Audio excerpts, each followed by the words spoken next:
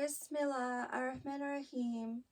This is the timeline of Operation Promise Fury in World War III, day 33 through 63.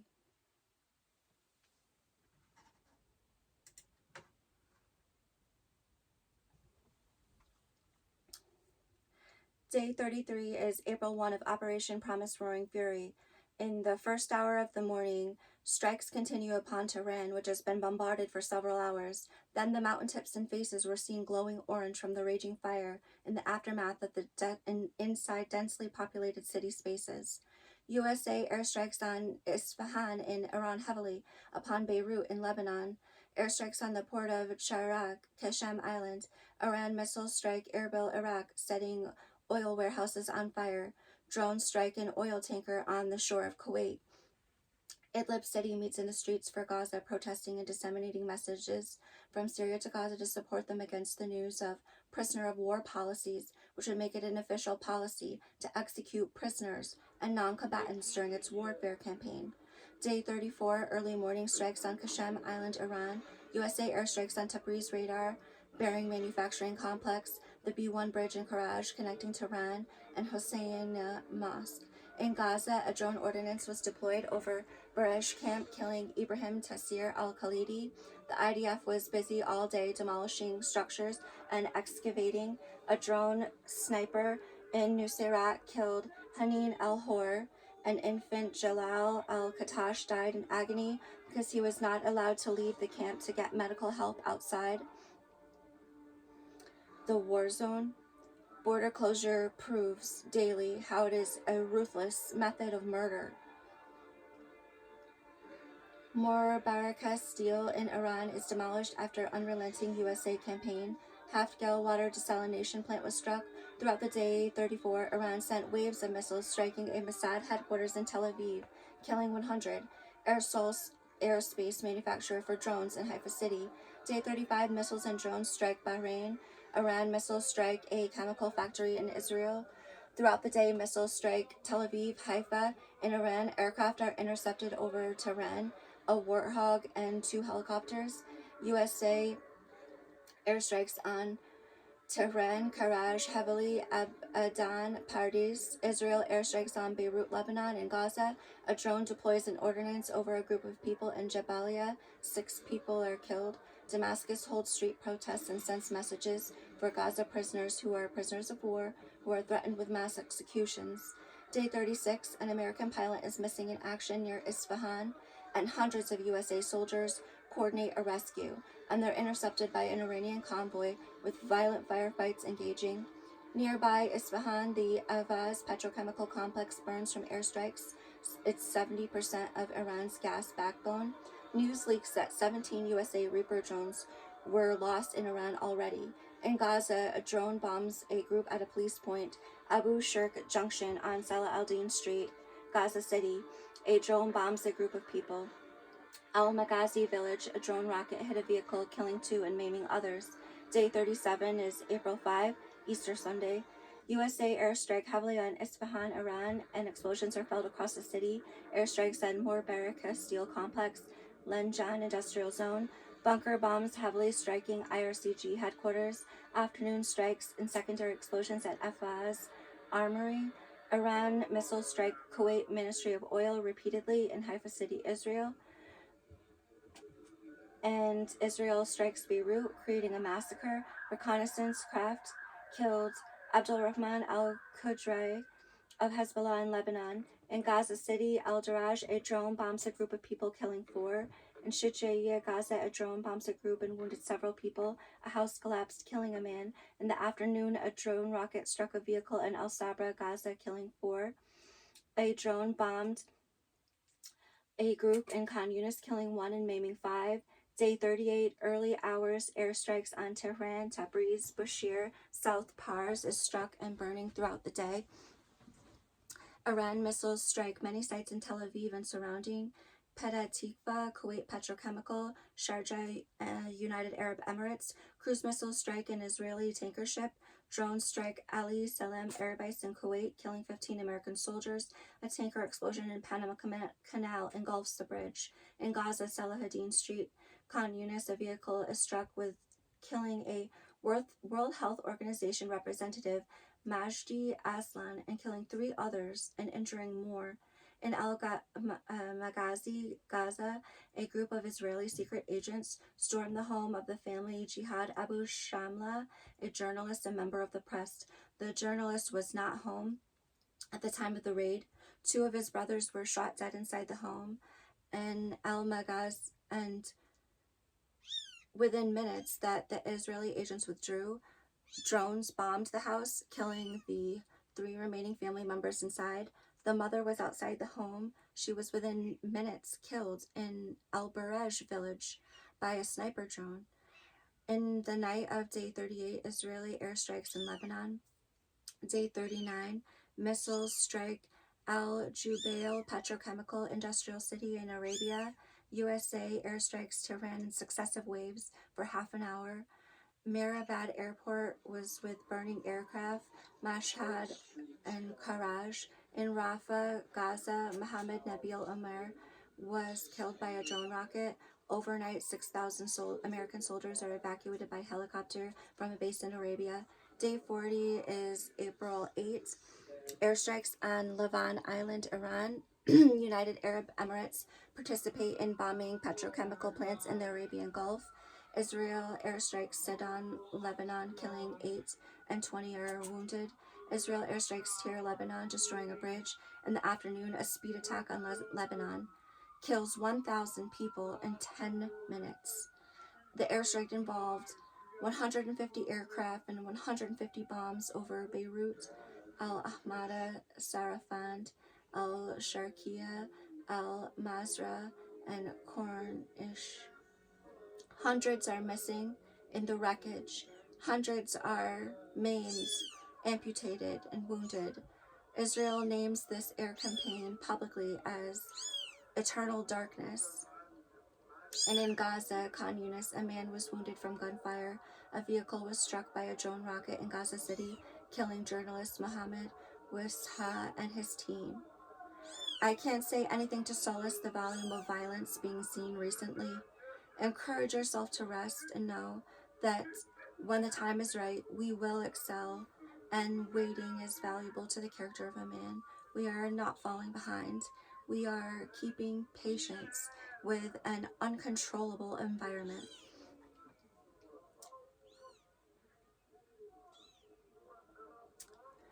My beloved Gaza, it has been 2.5 years since we came under siege in our homes after the bombardments and destruction of the property was setting in the effects of the blockade on food to feed the city. 2 million of us eating starvation rations for years now. The mobile homes which we trusted in the good of the world that they would be delivered to us has slipped away from our expectations this year. We have survived with the many children on a famine diet for a length of time that our health is threatened and overshadowed. The youth are so full of life. They could not surrender to death by starvation, and they acted with determination, although their stomachs were empty. They went to awaken the world when they were faced with death by hunger. They fasted in Ramadan, a historical moment for the Ummah of Islam. We continue to see the Operation Promised Fury unravel like a mirage of something beyond imagination, surreal changes in the course of human actions. And we are beginning to see ourselves and our circumstances transform in connection with the other major cities of the Middle East. Whereas last month we suffered abandonment of the world, now everyone found themselves to be part of the whole equation. The ugly head of world war, which most of them do not expect to be a world war, and they think mostly it's still an isolated tragedy. Human history taught us that geography is foundational to the course of mankind's development and his economy. This is not taught in schools. It is a government secret which steers their foreign policy for the exchange between the lands of the earth and all of the materials of life. The World War happens for the past 100 years because of the development of the engine technology. The engine let us mine the earth's riches and move it further in bigger volume than any sailboat had ever dreamed of. All of these riches, they always travel west, from the east to the west. The riches of the earth always travel through the Red Sea and never any other way. This is the big dirty secret of World War. All of the land mass of the planet takes up half the planet. The other half of the planet is the Pacific Ocean. The Pacific Ocean takes up half of the world. No one is going to make money by voyaging across the Pacific Ocean.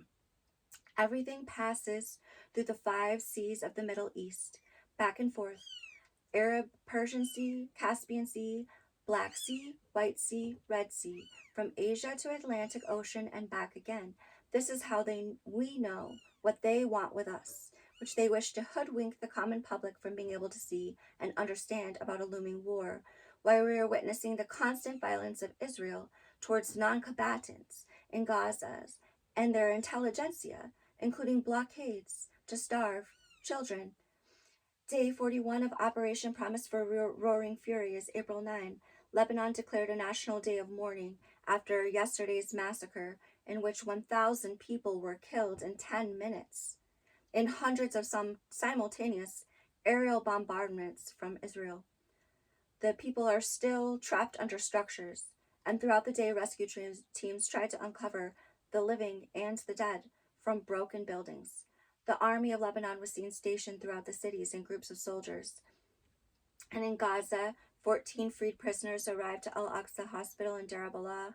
A drone bomb struck a group of people in Jabalia, killing 2 and injuring 7. Artillery fire from Israeli tanks struck and wounded a woman in Al-Maghazi camp as well as in Shujaiya besides Al-Haytham school. Then hackers named Handala leaked secret photographs of Herzi Halevi, a photograph of giving a dagger to Jordan's chief of staff, images of Israel's chief of staff seen also aboard USA aircraft carriers along with Israeli pilots.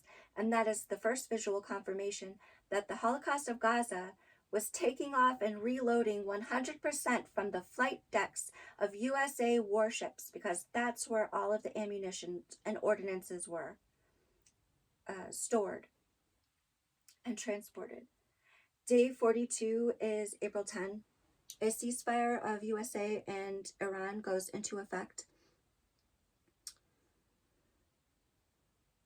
The second day goes almost without notice because of the Israel's rampage, which they had senselessly named Eternal Darkness, on Lebanon, and it's hanging over everyone's conscience for days that they had killed 1,000 people in a 10-minute time.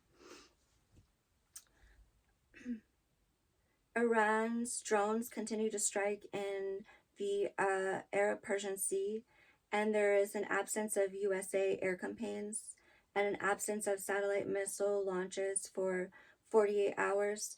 USA destroyer ships deploy autonomous vehicles, surface and undersea, for minesweeping in the Strait of Hormuz. In the early hours, Israel strikes Beirut, Shihabia, Lebanon. USA announced a maritime movement to the Arab-Persian Gulf and preparations for troops to seize 3 islands on the shore of Iran: the Kashem Island, the Kish Island, and the Karg Island. USA Vice President goes to Pakistan for negotiations in the war with Iran. In Gaza, day 42, more prisoners are released from Israel. A drone rocket strikes a vehicle, killing 6 men in Al-Maghazi. Day 43 is April 11th. Before dawn in Gaza, a drone bombed a tent, killing 7 people, including Commander Ali al-Sharqa. A drone rocket struck a vehicle, killing 6 men, including journalist Mohammed al-Said in al-Burj. In Jabalia, a tank artillery fire hurt 3 children. 1 child is killed by a gunshot from a quadcopter. Meanwhile, the battlefront of USA and Iran remains static for 70 hours ongoing. Throughout the daytime, the Minister of Pakistan is hosting USA Vice President, accompanied with Steve Witkoff and Jared Kushner, the masterminds of the Gaza Peace Board. The Reconstruction and Administration Treaty between a handful of countries to possess Gaza. Pakistan is a big stakeholder in the Gaza smart city named Sunrise, and the night sounds of warplanes over Gaza, intense reconnaissance flights over Gaza, and meanwhile a big volume of USA transport planes are seen on flight trackers departing from United Kingdom through the dark hours of the night, landing in Tel Aviv. Day 44 is April 12th, and the first morning hours before dawn continued the cargo flights from Tel Aviv.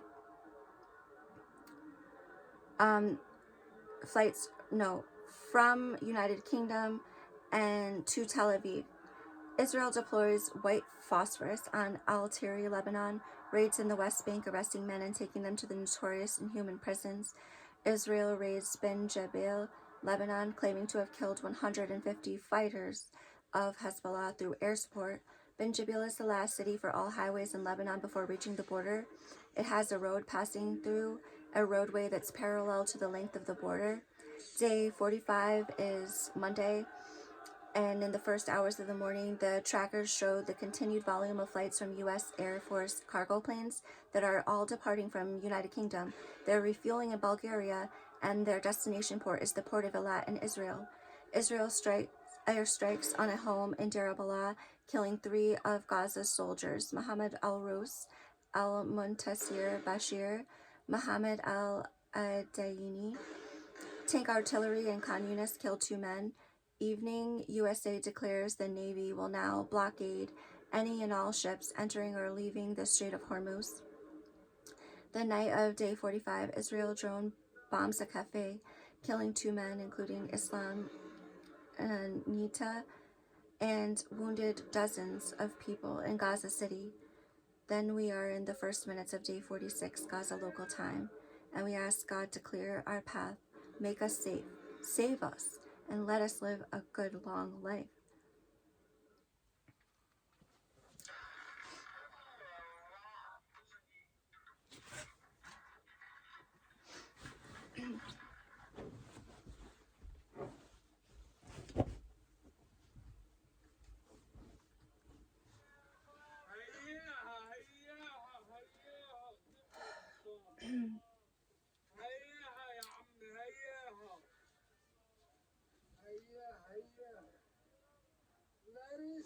My beloved Gaza, we are among the days of Operation Promise Fury, which has been a transformational phase. It signals something greater is advancing to change our status of being under skies of terror, trapped behind checkpoints of starvation. That big, horrible bomber fleet, it has vacated Gaza, praise be to God, and we're left with only that wolf pack of traffic reapers. And they are possibly using these traffic hunters, which they named Hermes Reapers, also on houses. They seem to have grounded or relocated that bomber fleet. And unlike 1939, there's no mystery about it. There's a declared mission that the Israelis want to move everybody into their trailer park, while they have huge amounts of foreign soldiers come from 5 inhuman collaborator countries' leaders. Why do you need all these soldiers for a reconstruction job? Berlin has never seen or known what Tel Aviv and Jerusalem have already tasted in the form of satellite missiles. The Israeli have escaped retribution for 99% of their crimes until now. The highway in Syria will be very important, and we will see which lion's roar is bigger, the roaring lion of Judea or the Syrian lion, which they have never faced. The Syrian lion is a raging lion, and it burns with the fury of displaced, homeless 10-year-olds who are now 20 years old after 14 years of revolution, and revolution is all they have known and grown with. After seeing the way that humanity was treated in Gaza, we have lost our souls, and we don't miss it. We're eager for evil to pay a price.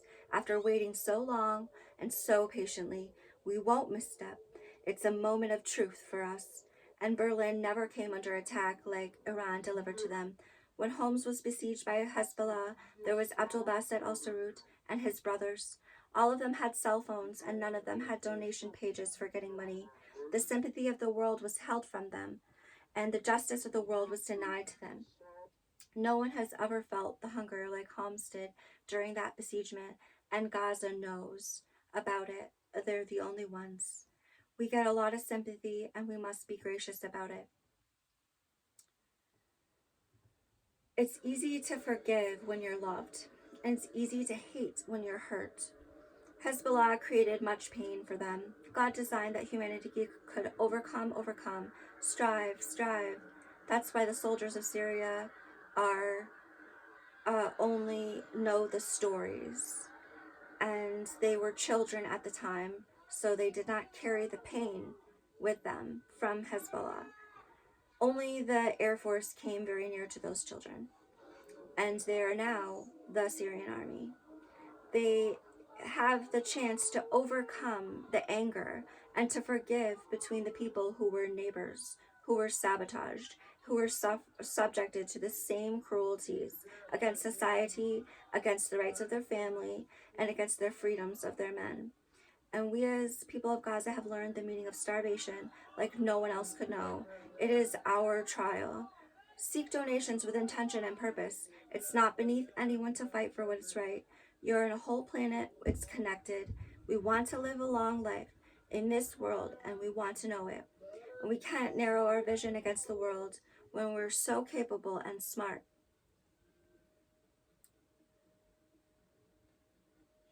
Day 51 of Operation Promise Fury. It's April 19th.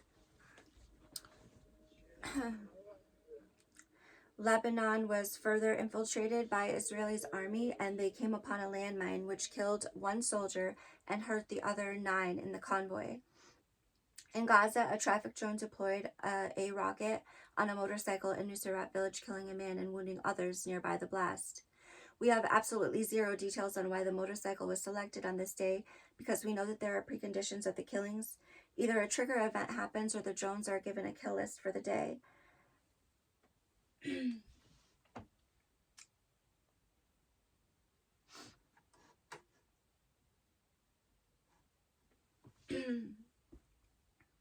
Otherwise, if it's not part of the kill list mission, it's a trigger event murder. The daily kill lists are necessary because all of the designated persons to be killed are too big a number to be killed in one day, and he must make selections and do it day by day, which are priorities according to his next moves. We see that policemen continue to be prioritized in the kill chain. You can see that despite the atrocities of Israel's army, he is trying to walk delicately about his conspiracy. He is trying to kill all the policemen in Gaza, but he doesn't want to do it all in one day. He wants to spring up in batches here and there to keep the idea at the edge of everyone's mind and to not let everyone get the feeling about this liquidation of a police force. Not too much at once, which would inspire a stronger reaction against it. And meanwhile, news broke all over international broadcasting about the nuclear chief in USA being terminated from his office on orders of the president. Simultaneous to this, the commander of nuclear forces getting fired from his job was a high-level information leak.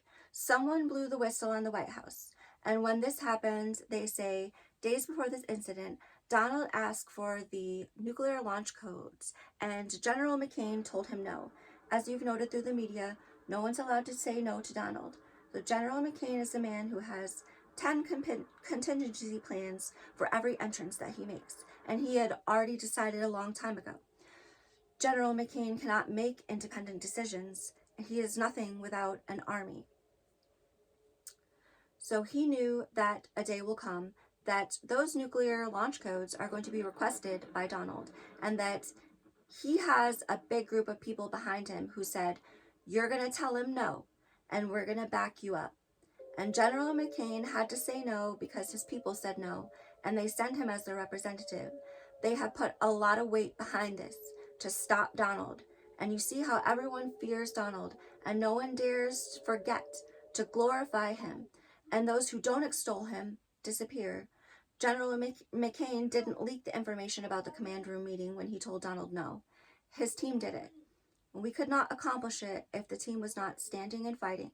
So Donald can't get the nuclear codes, and General McCain has the sole authority. In Gaza City, day 51, a sniper drone killed a young man. No information about the motive for murder was gathered or disclosed to the public, because the people of Gaza feel all the death has become a mass of senselessness. Day 52 is April 20th. Israel sends a group of special forces undercover, Abu Shabab's group in Khan Yunis, for the purpose to kidnap a specific person. The group was struck at the front of their 2 overflowing trucks filled group with a rocket-propelled grenade fired by ambushing Al-Qassam soldiers. Immediately, the Abu Shabab's special forces run out of their pickup trucks.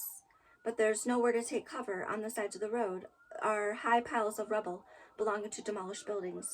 Several more Israeli soldiers fall dead and wounded from the gunfight on the road.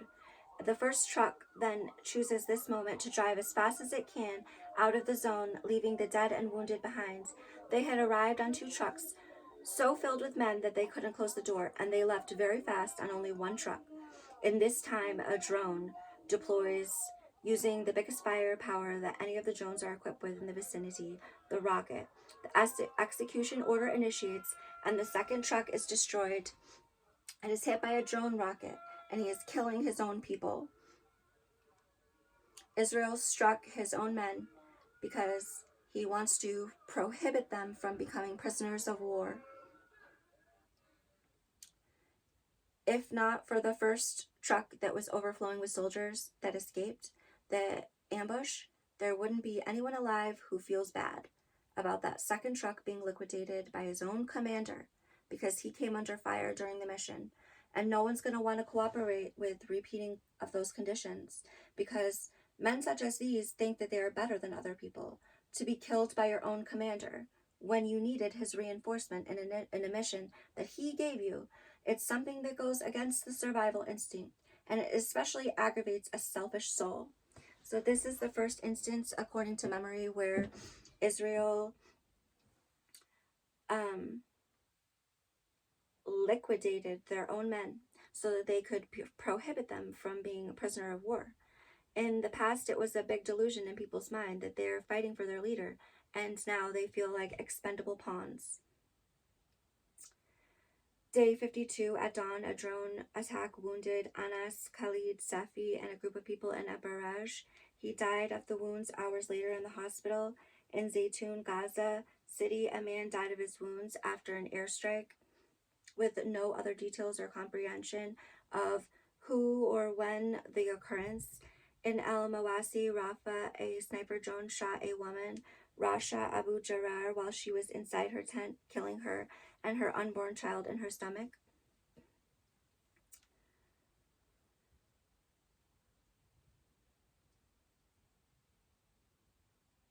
A sniper, it does not shoot accidentally or stray, and so the sniper drones have 100% accuracy while in motion. They could hit a beating heart, something a human sniper could never do. So it would be necessary that a trigger event occurred inside her tent, and it could have been known because it was seen through the infrared camera. The thermal radar is the only radar that can see behind the fabric of the tent. And we don't know the full range of trigger events, but we know that because the victim was pregnant, it's unlikely she could have produced some of the well-known trigger events like digging. And we know that Israel is not senseless. They're calculative in each of their evil steps.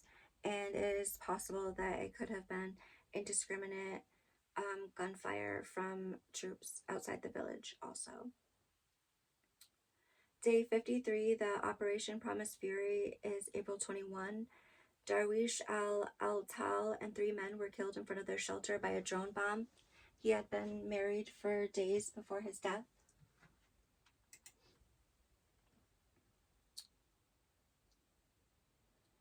Meanwhile, Abdul Jalil Junaid went with his friends in the rubble of his home to prepare for his marriage, and he was scheduled to occur 2 days later, but he was killed along with 3 other men by a drone bombing upon them.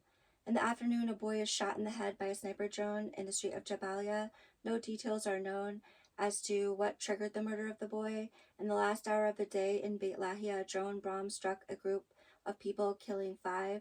2 were children, and many people nearby were wounded from the blast and shrapnel. In Lebanon, during the early afternoon, one of the Legion X bomber fleet was deployed on a house. The Legion X bombers are different from the drone bombs. The Legion X are remote-controlled fighter jets.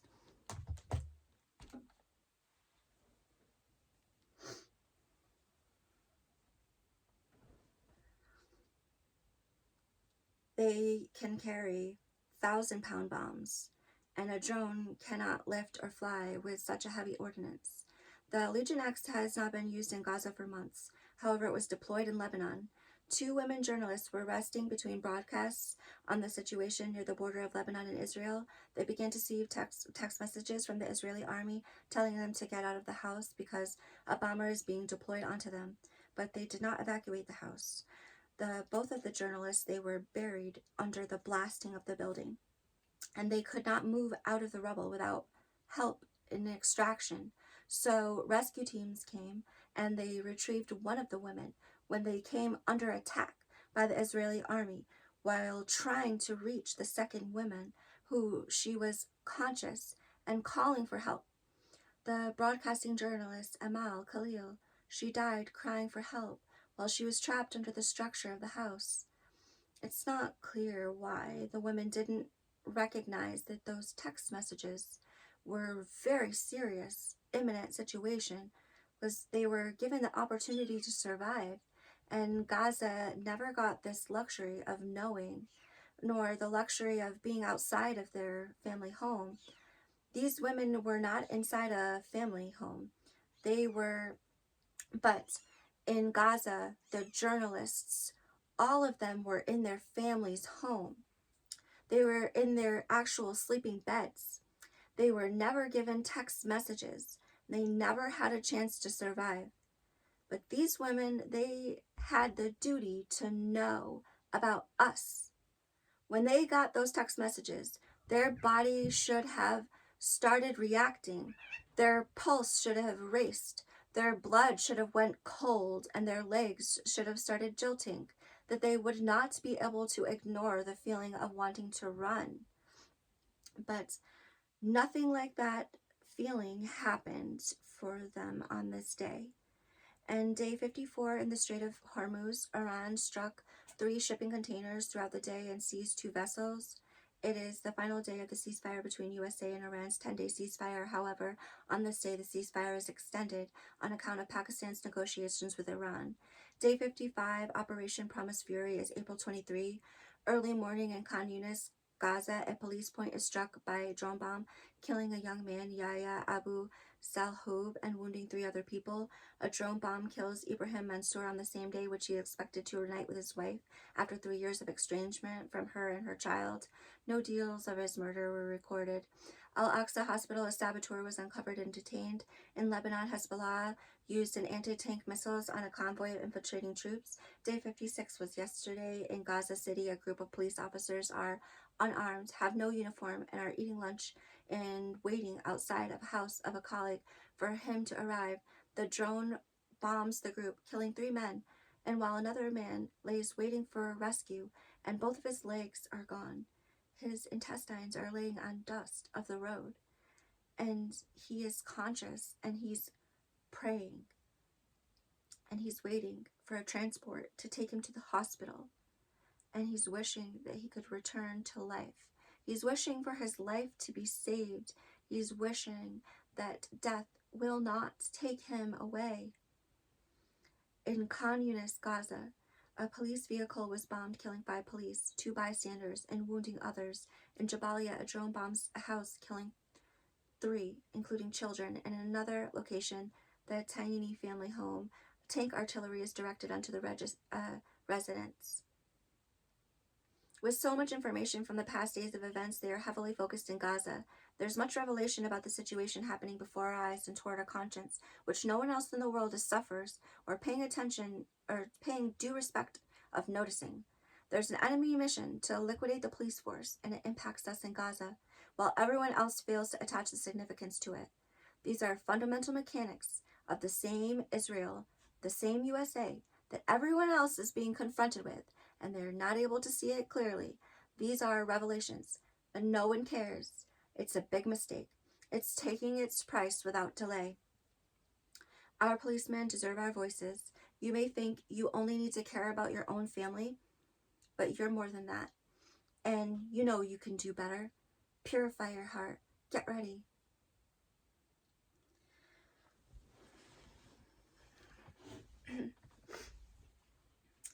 Day 57. of Operation Promise Fury. It's April 25. The ceasefire between USA and Iran is at day 23 since it started on April 7th. Meanwhile, the USA naval blockade has been going on since day 46 and it's now reaching 10 days old. The Strait of Hormuz is blocked to all water traffic through a double blockade of USA on one side and Iran on the other side, a no man's water space of 200 kilometers is in between them. Inside the Arabian Gulf at Iran's naval patrol demarcation, several ships tried to run the blockade have been struck by torpedo or rocket. Outside the Gulf, 200 kilometers away, where the USA naval blockade perimeter is stationed, the Navy combat groups have been engaging ships and anything that approaches from the Indian Ocean across this region of water space. The ships are boarded and inspected or seized. And day 57, the violence that was revealed previously between the USA and Iran, it's again repressed from view, and instead that psychopathic fixation, it mutates itself into the darkness, and it's once again upon the people of Gaza. And Gaza continues to be the fixation for them to show all of their unrepressed violence. Day 57, a drone discharged a rocket onto a tent to specifically target Imam Miqdad, who owned the tent. He used it as his business for a solar-powered phone charging station. The tent was destroyed in the daytime with many, many phones charging within it, alongside with human beings. Several other people were killed, and this drone strike was deployed to kill the business owner, Imam Miqdad, in Gaza City near Sheikh Redwan intersection. One man was killed in Jabalia, one man was killed in Beit Lahia from the gunfire of the vehicles stationed outside the village. It was a historic day for Gaza, day 57, which people reported that this is the first elections of the city officials after not having any voting since 2006, when the Israeli army withdrew its occupation. The registered voters in Gaza were known to be 80,000, and this day 20,000 did cast a ballot. The choices for the offices, it's a task that is taken on in a time of tragedy because the government was executed one by one throughout 2 years. The families of the public officials and the professionals that served in the parts of the society as assets of the government, such as paramedics, doctors, journalists, and police, they were all tragically killed in varying degrees of air bombardments because their whole family was named on kill lists. A social network is essential to society. The people who were the center points for others to turn to, they were killed in their homes, in their beds with all of their family, or they were killed in their vehicles while serving the public. The fabric of life for a city is shattered apart like this. Most of the world is blindsided by the meaning, what it could be that causes the war machines which we see over the past years to be assembled against the people in such a way. The people are told that the Holocaust is an issue of politics, while in their heads it doesn't make sense. The senses are taking in this information, seeing with the eyes and hearing on the news and feeling from the images. And from the standpoint of humanity, it makes no sense. This supreme injustice is irreconcilable diplomacy that the humanity of the world is being shadowed over in this circumstance. What human beings want is being ignored so that their agendas that involve killing people can be done. At some point it had happened that humanity was excluded from the equation in their agenda.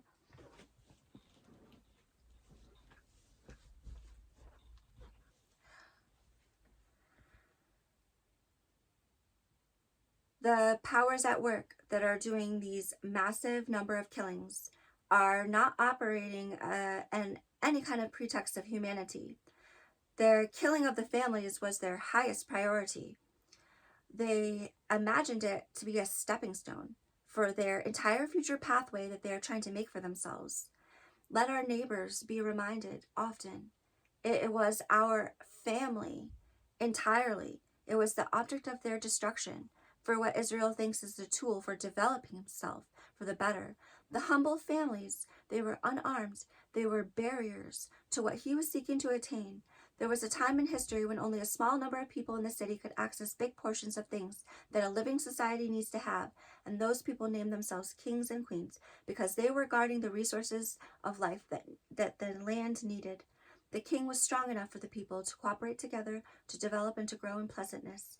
But then there came a day when the kings, seeking more power, went abroad, looking for more material wealth to bring for himself, for his own dwelling places. And the sailboat was the first tool. Mankind made the first sailboats 400 years ago. The movement of the ocean water, it's so strong that the ships were struggling to cross any small part of the ocean. The sailboat is the first vessel. It captured the wind in the air and harnessed it into the ship for power. When the kings got buoyant vessels, which they could cross oceans, they had one aim in their heart, and that is the reason for their ascent to power. They wanted to sail the boat to a place where they could get resources, because that's what empowers a king over the people, the resources. These sailing men are the Crusaders. The first sailboats carried a red cross, the symbol of the crusade. These men precisely had the mission to extract resources, load up the ships, and bring all of the wealth to themselves to take power of the resources into their possession. And from the year 1600 to 1900, every sailboat in the world was not exploring and vacationing on their missions. They were loading up and shipping out mountains and mountains of wealth, sailing from one ocean to another ocean across a distance of half the planet. But then, 1900, everything changed in the world for the power that men could hold over people of the land using the resources of life. The engine was developed. The engine is something that held so much power over life. There was a sudden, desperate race to the death between kings. Engines mean that instead of chipping at the gold with axes into a cart, the drills are going to push so fast that a vein of gold could be removed from a mountain in one single day. Not only extracted, but then with the engine, the gold could be shipped over the ocean in mountain loads. Mountains could be moved in one day, whereas before only buckets and barrels could be sailed in voyages that lasted 9 months. The price of getting all of the resources out of the possession of the people and into the basements of the rulers came at the cost of everyone's life who was deprived. They went by the name that they gave themselves, Crusader. Then he was named East India Company. He killed 100 million Indian people through enslaving and pillaging India for total profit, starving the people to death and murdering India for 100 years to export for free everything. And today they go by the name Corporation. And this is the third of the world wars since the engine was born. Without knowing the history, the people could not know that these bloody hands of these people are not a diplomatic morality quest. There is no politics at the heart of this aim. All of these holocausts in recent history are devoid of having anything to do with the government or ethical discrepancies. These are exactly forged for taking everything that the people have away from them, for the purpose of power over them, to deprive life, for gaining the planet's power. The people are not able to make a reason of it or make sense of it, of the diplomatics, because it's hidden motives. They're secret motives. And when the motives are exposed, people hate them and they resist the cooperation with them. A man goes against his own humanity when he helps them with this. And meanwhile, the common public, they may believe that nationalistic virtues are the foundation of what they are doing, and they are being led to betray themselves. This will end with many, many soldiers dying. All of the best, most physically fit and courageous of the people will be killed first. And the women and children will not be spared, because this was the big secret from the first day about the aggression against the people. It is that they want to erase our family. They want to take everything from the family, which was their share of beauty and pleasure and sustainment for the life of the family. Day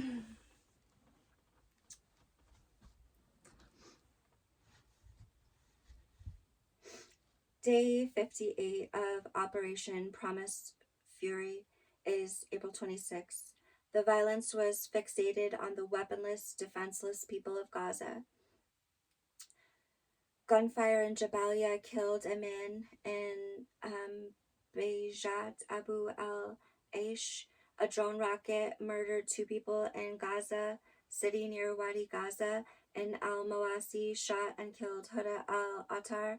A man was shot in Gaza City, Sheikh Redwan neighborhood. A man was shot in al-Moraka village, and both were killed. In Lebanon, Hezbollah confronted the Israeli army with drones twice, killing several and wounding some soldiers.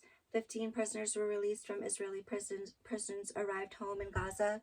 The chief of Operation Promise Fury, the sitting president Donald Trump, declared that an assassination attempt for the 3rd time happened at his press dinner, and he left the table for safety as directed by his bodyguards. A massive storm of weapons discharge were echoing through the dining room walls, and we learned that this was the Secret Service bodyguards unloading all of their pistols and bullets into the walls at the same time to scare away a protester who was carrying a gun. Day 59 of Operation Promise Fury is April 27th. A man was killed in Beit Lahia by indiscriminate gunfire of the Israeli troops stationed outside the village limits, which was directed to the interior of the village. Day 60, a drone rocket struck a vehicle, killing 4 men near Haider roundabout in Gaza City.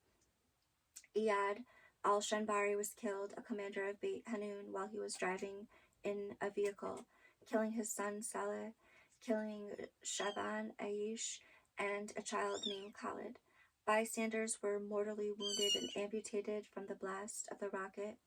Day 61, Ibrahim Seker was murdered by a drone rocket al-Tawam roundabout in Gaza City while he was serving as a paramedic. In the afternoon, the Special Forces of Israel, led by al-Dahini, crossed the yellow line of ceasefire zone to kidnap or kill individuals in their mission. But an ambush was waiting and watching for the convoy of 2 trucks full of men to approach. A firefight engaged with al-Qassam brigades, which killed the new leader al-Dahini beside some of his others of his group. The Israeli army reinforcement was solely through air support. They repeated the same mode of operation as last week. The special forces were bombed to death by their own people to prevent them from being captured and becoming prisoners of war. The air support, which follows Israel's special forces crossing the yellow line, seems to be unmanned drones. 5 of the Israeli special forces were killed by Abdul Abu Masema because he became trapped in a position of the firefight and discharged what he had in his best efforts, given the grave circumstances. Abdul was killed in his brave stand when the drone air support bombarded the place. Day 61 in Lebanon, Hezbollah detonated drones against invading groups of Israel's army. It was responded with Israel bombing a civilian building which they said had rockets contained within it. In the Mediterranean Sea, a flotilla of rescue aid organizations reaches to 1,000 kilometers offshore of the Gaza, and there the Israeli Navy intercepted 10 of them throughout the day. All the people on board were detained for 1 day and released. The rest of the flotilla of 50 ships continued the approach over the sea to Gaza. Day 62, Operation Promise Fury, is April 30th. In Gaza City at the Kuwait roundabout, a donkey cart was struck with a drone, killing 3 people and leaving other people amputated from the blast or mortally wounded. A drone rocket struck near Al-Aqsa Hospital, amputated a man's leg. A prisoner was released from Israel who is a former journalist, Ali al-Samoudi, having lost an extreme amount of body weight from starvation in the prison. His face becomes unrecognizable to the people, while his features were like deja vu, giving a feeling of familiarity about him. Day 63 is yesterday, May 1. The day passed without a report of murder from the skies or any other method. The people are beneath the oppressive, frightening threat of death by starvation in Gaza because the food is remained blockaded and a struggle of great endurance to face. Day 64 is today. May 2nd. No murders from the sky were reported once again. The Operation Promise Fury ceasefire is holding, while the maritime activity is the object of attention. Rumors increase of Skynet systems being installed by USA inside of Bahrain and United Arab Emirates. The Skynets are drone interception systems of computers and combat machines which have a human supervisor, but no effective satellite missile defense systems have been unveiled by any military. The rate of interception is very low because it is very expensive and very difficult to do. And God protect Gaza and the people of the world. God protect humanity. God protect our souls. Allahu Akbar.